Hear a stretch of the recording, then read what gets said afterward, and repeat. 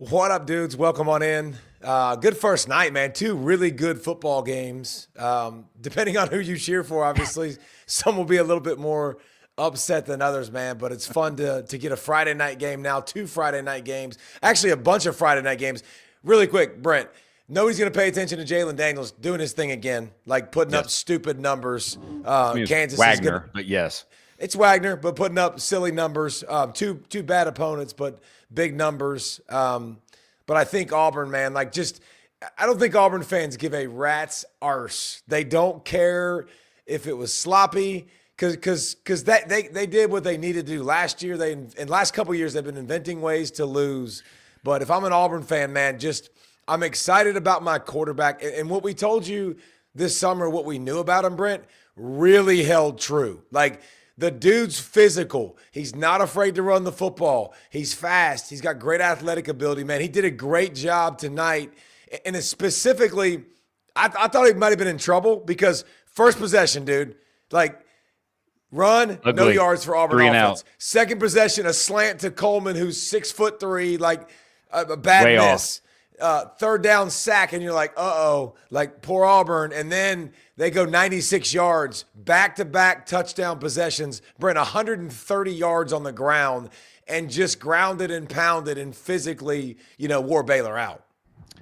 And which Baylor is obviously still driving, but they're 2 touchdowns down, so this game is basically over. But the balance of what they did with Arnold right now at 15 carries, Alston at 15 carries, Cobb at 15 carries. And I think back actually to our conversation that we had with Hugh Freeze, however long ago that was. And he talked about sort of the feel that Jackson Arnold had for the read game and knowing, sort of ball handling, knowing when to pull the ball at the right second, all that. And he ran QB power read to just very well tonight, especially the last touchdown was gorgeous.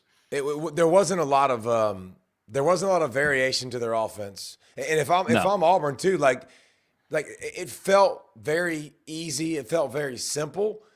But the thing is, your best 2 offensive weapons had a combined 4 catches for 40-something yards. They were non-factors. Yep. That's going to get better. That's the part as a coach, man. Offense takes more time to get better into a season. Defense, you're flying around, you're making crap happen. Offense is timing, it's rhythm, it's feel, all that stuff that goes into it. So I think the offense will continue to evolve. But they answered the bell. They looked a little sluggish early. Hugh Freeze talked about it in the pregame presser or the pregame open. He's like, dude, I want to start fast. I want to get him loose, get Jackson, get him a few first downs. It's not what happened. And Baylor goes down the field. Then Baylor comes down the field again, and Auburn's defense stepped up and made plays down in their area a couple times and stopped in 4th down. But I think kudos to Auburn. Great start. But I didn't think Baylor looked overwhelmed. I think Baylor looks like a good football team that still is going to have to figure some things out. But Michael Trigg, that dude looks like a man-child at tight end. Sawyer Robertson had too much inconsistency, too much up and down, too much, bad ball, good ball. But, man, my goodness, dude, they are not afraid to go for it on 4th down either. Good Lord. I get it. Brent, I understand 4th down, but when it was 20 seconds left on your own side of the field, 4th and 3, I was like, okay, this one I don't get. What are we doing? Because you miss it, you're guaranteed to give up probably a field goal. That one was a little bit crazy. But what did you think of Baylor? Inconsistent, I think, is probably the biggest word. But the other part, and this is something that is an issue that we've seen over these first 2 nights, tackling. And I think I looked at the numbers. I want to say it was 30 missed tackles total between the 2 teams. Baylor had 20 based upon sort of quick math of this stuff. And it's one of those things where we look at this, transfer portal and roster decrease era now. How much actual hitting is going on in the sort of fall camp? Because these teams know, hey, our depth is missing a little bit. We aren't 4 or 5 deep in some of these places. We don't have extra guys. We probably just aren't hitting a lot at all. No. And you are seeing it massively. Because when you even last night with Boise and USF, I think there was 34 or 35 combined missed tackles in that game.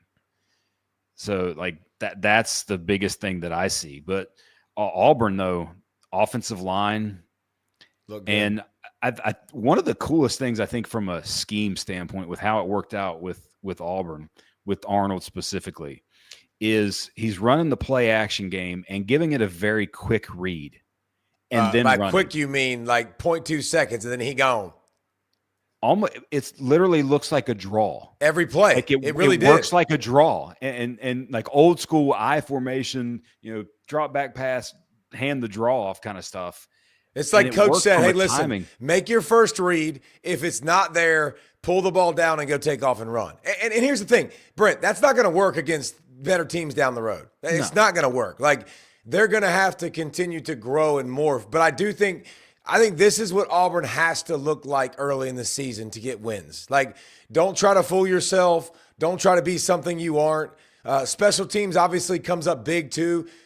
Baylor cuts it to a 7-point game, late in the game. And it was 24-17. They kicked the football off. And then all of a sudden, Auburn takes it back to the house. Creates that separation again. And making plays, and you want to make those plays and find those plays. And I think Jackson Arnold, the one thing you got to realize about him, very big plus athlete, plus competitor, and now just how do I continue to build, continue to grow. I thought Auburn's secondary looked good. I thought they were flying around. I thought they were physical in the back end with the way they came up. But again, I think Baylor's a good team. I'm not discouraged. I'm not saying Baylor's not going to win a bunch of games. I think they're going to be good, but my goodness, they're going to be entertaining. I promise you that, because just fourth down means Russian roulette. Just roll that dice and we're going for it, whether we like it or not. 2 touchdowns on fourth down tonight. And you mentioned this, Jackson Arnold doing this to get wins early. To me, it's to get this win. Him running the ball and not forcing the ball and them finishing the game with 0 turnovers to get this win because of what's coming up. Like, you got Ball State and South Alabama next few weeks for Auburn before you go to Oklahoma, and, Arnold's going back to Oklahoma. This win becomes ginormous. And we talked about if Cam Coleman kind of takes another level, could they be a potential playoff team? Well, you had to get this win to even think about that realm because of what you have in the SEC. And they got it. And Auburn fans are feeling good. That's for sure. Doesn't matter how. All that matters is you got it. And I felt like it was one game to the next. It felt very similar. Like Jackson Arnold, and then I'm watching Haynes King. And Howard Reed. Dude, he is – I tell you what, man. I know he's been there for forever, but it's impossible not to like that kid. I mean, it's really not. Because Haynes King is tough. He's a playmaker. He's got vision like a running back. Like I feel a lot like Jalen Daniels, Brent. Like, I don't need you taking that many shots. Like, he consistently squares his shoulders. No. Did you see him shaking hands at the end of the game? He was doing everything with his left hand. I'm like, the dude's shoulder's already banged up because he's just so tough. People don't realize too, and it's the stigma that comes with the color of your skin sometimes. That dude was a 100-meter champion. Like, that dude can fly, but he reminds me so much of Riley Leonard. Like, so much of Riley Leonard. Like, that's a great comp, actually. Same type of thickness, build, great athlete, sees everything really, really well. They're a pain in the butt. And if I'm a Tech fan, I'm super excited about the way this game started and how I held it together. 3 straight turnovers, bro. Like, you've got to be – I waited all summer for this. I waited a year for y'all to come out here and put the ball on the deck twice with fumbles and throw a pick. Like, I guarantee you, Tech fans were losing their flipping minds. Like, that's how we're going to start the season? Really, guys? Do you know whose fault that was? Which time? That was my fault. Because you talked about how they don't turn the football over? So we talked about it the other day and tweeted it earlier today. Haynes King, lowest turnover-worthy play rate in the FBS last season, and they go and have 3, like, instantaneously. But that was they survived that. And by the way, defensively, that's what was the most impressive part to me. That was the most impressive. Like, if you're any sort of take-home point for Georgia Tech fans, you hung in there defensively. And Colorado, actually, we talked about the identity change. They definitively had an identity change, running QB a little bit, running game, more zone read action, all that sort of stuff. And you bowed up, especially in the red zone, multiple times after the turnovers, all the things that they did on the road in that environment and the altitude. That's the big – if you're a Tech fan, that's hey, that I feel good about that coming back, flying back across the country, that my defense actually stood up and did some stuff.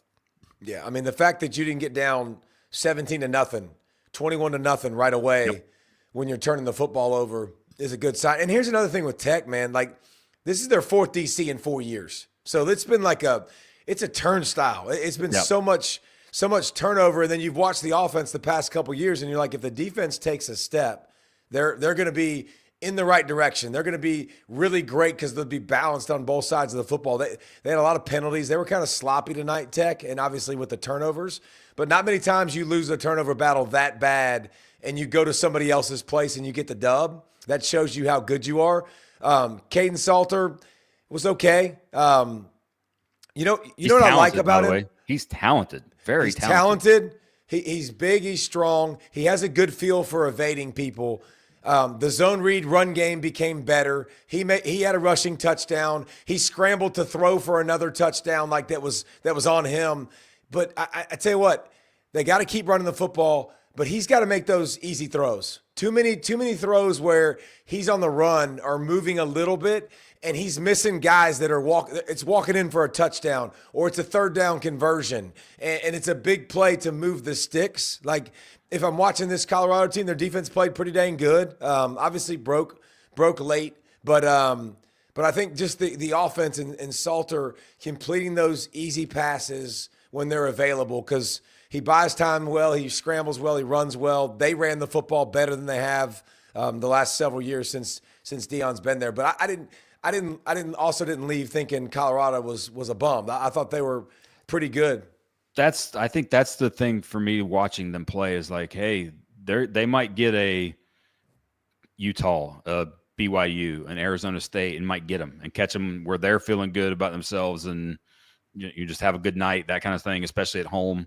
They're not going to be a pushover at all in the Big 12, even with all the losses that they've had. Defensive line played well. Warren Sapp's actually, he's got those guys doing some work out there and getting after the passer. So I think as a Colorado fan, you want to win, yes, but hey, we're going to stay here and be competitive and not just sort of fall off the cliff. That's what you want. Post Travis, post Shadur. Well, and they haven't had back-to-back winning seasons, Brent, since 04-05. Like, you're talking about 20 years. So that's exactly right. I want to see Colorado continue to be competitive in ball games. If I'm them, that's what I'm excited about. Everybody had this on their bingo card, right? Charlton State beating Army. Do you know where that is? We played that game in the Pollack household. We said we took guesses from around, and I guessed Texas because Texas is the biggest, and I was like, score. We had to look it up to figure it out, but it was definitely Texas. And their mascot is the Texans, much like the pro team, one of the pro teams in the state there. But yes, that was a shocker. How about when you go into double overtime with Army? How about Army lost the turnover battle 3-0, and Army gave up 200 rush yards? Like, when do you see that ever happen? Like, Army usually team. They don't usually beat themselves, and they're usually physical as crap. So that was kind of a big surprise. But shoot, I guess we're on to tomorrow, bro. I mean, what else you got? I mean, is there stuff from last night? Like that way we can sort of put to bed these first 2 days, because obviously tomorrow is a ginormous I can't wait to go to bed next. Like, I want to go to bed so I can wake up faster. So we need to talk faster then, right? So you can get the thing is, though, is after the talking, you're not going to go to bed. Like, that's the problem. Every freaking time we do this at night and we do these recaps, I'm like wired at 1 a.m. or 2 o'clock. But yeah, Nebraska. Let's go to Nebraska, because I think that was an interesting one to me, Brent, because I didn't walk away thinking I saw a great Nebraska team. No. But if I'm Nebraska, all the flip I care about is getting the win, and especially in a one-possession game, because we've been miserable with our last several coaches in those spots. So them to make a play late, get the pick, and because they outplayed Cincinnati. I mean, they outgained them by 100 yards. They out-time a possession by almost 20 minutes, almost half a game, for gosh sakes. Like, they dominated the game, but they kicked too many field goals. And they came up with the play they needed to make, which is a good sign for a team now that's probably going to rattle off a few more wins. Yes, and we talked about that. That was sort of a must-win for them because the next two games are going to be wins, and you want to be 3-0 when you're hosting Michigan in a couple weeks. Dylan Raiola, I was not as impressed. I'm sorry. I realize sort of. I guess the biggest thing for me, and someone I think made fun of me, on the YouTube comments over the summer, and I was like, how dare I call a 5-star a non-athlete? Well, he's a non-athlete. Like he's explosiveness. He's not quick, and it really hampers him. Now he's good up here, and the ball comes out often. I mean, I still think even mechanically there's some issues there, and drop down. It's one, like the way I do it is. What drives when you throw the ball? Does the ball come first? And the ball is the driver of movement versus the elbow kind of thing. And he drives the ball down, and that's you see balls, corners get jumps on some of his passes. Ball kind of dies towards the end, things like that. But hey, like you said, no matter what, they got the win. And I look at him as I don't know that he's a massive program lifter as much as he could be somebody who's really good when there's a lot of great talent around him. I don't know that he's going to solely individually lift things. They need to be very efficient. They need to find big plays, be more explosive, things like that. So well, and here's the thing: he found some plays, and Hunter and Key, who are both new, like getting them worked in, I think will take some time. But Emmett Johnson rushed for over 100. Can they dominate the line of scrimmage maybe a little bit better? But you're right about the athletic ability part. I think he's good when he sees it and he gets rid of it. Catches it quick, gets rid of it quick. And he's usually pretty accurate with that. Mm-hmm. The problem is when he goes to start scrambling, he looks like a guy that used to run away from people all the time. And now it's a little bit harder to do. And he fumbled doing that and could have very easily been scooped and gone the other way to the house. Made the one mistake in the second half too that could have been a pick six, but it wasn't. So that's all that matters. But he was still, he was 33 of 42, but it was for 243. And the most important thing, there was no turnovers. It was 2 touchdowns, no turnovers. 2 could have been, or 2 could have been. but it wasn't. But you can do that every game, right? Like you can always 100%. You could always do that, but it was like you said, for them, the most important thing, no matter how it looked. Especially given that it was a close game. Yes. Because what was the shirt? I got to find the shirt. That was so fantastic. It was phenomenal. It was we almost win. So fantastic. That's a Nebraska fan in the stands, flexing his shirt like this because of he just. And listen, sometimes that's the easiest way to get through it, right? Like I got to smile instead of cry because of the stuff that happens.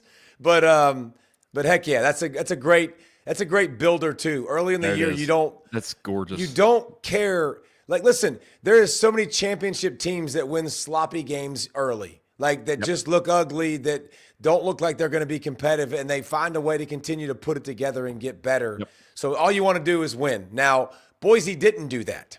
And Boise got slapped. Boise got taken over the knee and got paddled. Not a good start for them. It's amazing to think that game was 7-0. It was 7. They looked in control early, other than a few sort of mental mistakes. It felt like they were in a rhythm. The Gaines kid, I thought, okay, now you have your next back that's going to at least be a little bit of something. And then it just went. See, what had happened was it went off. It went wrong. And all right, so do you you're not think going to play that? You're not going to play that bad again. I don't. No. I mean that was And here's like you had of their 12 possessions, Brent, they had 8 possessions that went on their side of the field, USF's side of the field, and they came away with 7 points on the night. Like that's, missing on fourth down, 3 fumbles, losing 3 fumbles. Like and you've seen a ton of fumbling early. Like there's been a lot of ball on the ground, and again, not a lot of tackling during not the a lot practice. Of live hitting. Yes, not a lot of physicality that you. Because I'm a high school coach, man. We don't want to tackle the ground either. Like we're trying to avoid it as much as possible so people don't get injured. But that was a big one. And the big thing for me about that is I think that do we ring the bell and do the sound for Boise State? Because are they out? Well, okay. One, you're assuming they take an L at Notre Dame. I think that's a fair assumption based on fair assumption. But if they win, they're right back in. So I'm not ready to ring the bell yet and give them the only X because they have eliminated. that opportunity. But if you give them that L, what's going to be fascinating though is that the American Conference with you think of USF, these guys are going to beat each other, and are they going to beat each other to the point where a Tulane, a Memphis, a USF, a UTSA, whoever is wins the conference and they're 9-3 or 10-3 or something like that, and Boise's sitting there at 11-2 as the Mountain West champ. I don't know. All right, Mike says we got to read our comments. Okay, come on, right, David Mike. And Brent, read comments. Okay, what are the what comments we need to read? Get after. What is it that I need to read? Make sure tell me one that I need to read. All right, there we go. Double O'Neill says my Broncos got smoked. Yes. Byron Brown is still running over your defense. Well, and here's the thing about South Florida, Brent. On the other side of that, before get some comments while we're at it, so we can appease the folks. But South Florida, who they play next, Brent? They play. They play Florida and Miami. So, how much fun will it be to watch them now? You watch them the first game against Boise. They used their trick play, by the way, the fake punt, sneaking the backup quarterback in that looks like a punter. He looked like a punter, by the way, just tiny little build. It's like he's a punter. He slips him in there, and it was fantastic. But yes, freshman kid. By the way, his dad's like a quarterback trainer for all the stars. By the way, they use their trick play up early in the season, but they play. South Florida plays Florida and Miami. So if they've got something they want to say or make a point about, it's going to be interesting. But what else we got? Landon. Mike says they'll if we'll like it if you all say go Dogs, but that's we'll I think we don't really need to say anything tomorrow. They should be okay. Tomorrow they're going to take my care Thundering of Herd. For show. You technically just said it. You just said go Dogs. Go Dogs. Ooh. Well. I think we're ready to wrap this up, except for our motivational speech, right? I think, we're lucky enough to, not everybody can get McConaughey on, but we can because we're good friends, and so we're going to give you a sneak peek of the Texas locker room before Ohio State, before they walk into enemy territory tomorrow. Matthew McConaughey's he's going to give us the pregame speech a little bit for tomorrow. What's going on down in Georgia, y'all? We're good, man. We're good. You ready to get cooking? You ready to get this season going and hook them and all that good stuff? Yeah, we're gonna cook up some Buckeyes, David. I know that's a poisonous nut, but we're number one. You haven't noticed, numero uno, and we're going into the shoe. We know our way around a horseshoe down here in Texas, so I ain't too concerned about it.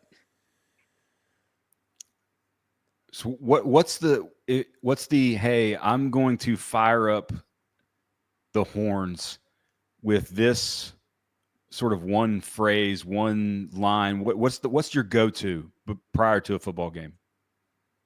What else you need but hook 'em? I mean, that says a multitude. That contains chapters and verses of history. Now look, David and Brent, it's been 20 years since we've hoisted the college football national championship trophy. And I believe our quarterback is coming up on a time that is fortuitous for us. It's been 2 decades now. And everybody's worried about Arch Manning, Arch this, Arch that. Too worried about the name on the back of the jersey. where our opponent is more worried about the rear view and their championship glory festivities. All we're worried about is the horns. All Arch has to do is go out there and be a Manning, but what other name would you want on the back of your jersey but Manning, baby? That's all you want. I mean, we appreciate the great Matthew McConaughey being able to stop by. Like, it's just what an honor, man. Just so cool before a big game, man. I appreciate you taking time. I know you don't shower or use deodorant or anything like that, but I appreciate you saving some of the other time you use for us, man. Well, you and I have that in common, DP. Yeah, hand in hand. Did y'all watch his actual video, though? Oh, it's phenomenal. So, head, heart, soul aligned in their belief. Yeah. Well, clear eyes, full hearts, phenomenal. can't lose. Yeah. Well, I got it under good authority, guys. I'm not gonna like play anything or show anything, but I got a good authority that we might have made the highlight tape for Georgia's first game with Marshall too. So C-ball, get ball might have made a little cameo, baby, on Georgia. I'm giving the Georgia Dogs some motivation to start the season. There you go. Counter is at one motivational video we've made already, and it's only week 1, so pretty good. Well, actually, that would be 2 if you account for what we just had witnessed right there with McConaughey's in the pregame speech. So that might be 2. I don't know. We'll see. All right. Well, we're going to sneak back over tomorrow for you guys after the games. I mean, we'll sneak back after Ohio State, throwing down at 12. We'll sneak over, and then after 3:30 with Bama and FSU, we'll sneak back on, and then after the Battle of the Tigers and Death Valley Junior. Did you take insult, or did you take how did you handle, I guess would be the best way to say it, like the Clemson player or the Clemson reporting an LSU player and him getting suspended for Halsey getting suspended for the first half because of his actions with Houston a year ago? I mean, the fact that nobody knew about that or that they didn't prepare for, I think that's what it is, right? That LSU didn't really know about it until Wednesday. And it was a thing. It's a rule, right? If they're following the rules, then okay. But it's not shocking that the other team may have made them aware of said rules. Well, but it's a big impact, by the way, on the game. It shows you that Clemson was watching tape of that individual. That's for dang sure to know that. I can tell you this too: the kid's a hammer. Like he is a physical downhill dude that will hit you. So that's a loss for their defense. But the people that got upset and said, this is more motivation for LSU. This is more motivation, really. Like, it's something that happened. It was real. Like, if you want to give me motivation, is when Brian Kelly called it Death Valley Junior. Like, that's motivation. Yeah. Like when Thomas Castanelos from BC, who now plays at FSU, tells him, Nick Saban ain't on your sidelines no more. He ain't here to save you. That's motivation. Like, this didn't move the meter with me. Like, oh my gosh, they're going to come out and make a statement now. Like, you should be so pissed off. Yep. By the way, Thomas Castellanos does not have to run into Tim Keenan, who had ankle tightrope surgery and is a maybe, I guess, back in time for Georgia. I don't know. That's a big fellow with that injury. That's not something that heals very quickly. No, so and either way, you're going to be limited with range of motion when you come back from that. Like, it's just it's part of it, and then your conditioning sucks and your strength sucks. Like, there's so many.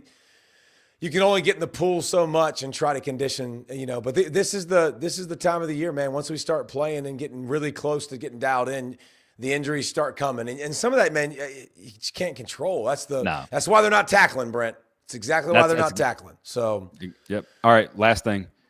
What's your prediction? What's the headgear? I think Corso goes sentimental, and I think Corso goes Brutus the Buckeye, puts the nut on the head, which is really weird. I can't say that out loud, actually. No, can't say that. You can't say that again. Don't act like you didn't hear me. Just say he put the nut on the head. I think he goes with that direction because just what it meant. And remember, if you don't know the story, Coach literally – asked if he could go get the headgear from Brutus and if he could wear it for the show because he had used hats before in the past and different props. And they said no. And then they persuaded Allison, who's Kirk's wife, who was a cheerleader at Ohio State, to go make the call. And then it, became what it is today, which is, that was 96. So you're talking about, good Lord, like that many years ago, 30 years ago. And Coach being one of the biggest, things that ever came through television. I mean, hey, I was watching some of the tributes too, and it was pretty cool, man. Like, he had his own Lee Corso show back in the day that he did X's and O's, and they were showing the Indiana-Ohio State game earlier that I love, because that's the game where he's coaching Indiana, and they kick a field goal, and they go up 3-0 on Ohio State, and he stops the game, calls a timeout, brings everybody on the field, and takes a picture with the scoreboard being 3-0. Like, that's Corso to a T, man. Like, just did what he want. So many cool stories like that. One famous, one of the tweets that you had earlier, maybe about 2 weeks ago, the singular quote maybe that you remember from college football. And to me, the first thing that comes to mind is "Not so fast, my friend." Like, I remember that more than any singular coach, player quote. That one, "Not so fast." With a smile. And he always just waited with bated breath so he could disagree with the picker. That was the best part. It was just like patiently just, crap, he picked the same team I'm going to pick. And they'd be like, crap, he picked the same team I'm going to pick. And then finally somebody would pick him, and you'd see the little grin come across his face, and then he's just waiting with the pencil, like, "Not so fast, my friend." So I know everybody will be tuned in tomorrow. Plenty of great stories, plenty of tears. I texted Kirk earlier. I was like, I know you're not going to hold it together. Like, I know it's not going to happen, because it's just it's hard, but the relationships are strong. And so everybody can tune in tomorrow to game day to that. And then we'll be back here after Ohio State, Texas, with hopefully a all-timer of a game and some big storylines, and we'll tell you all our takeaways and the things that were the key to victory for either side, whoever that is. But thank y'all again for joining us.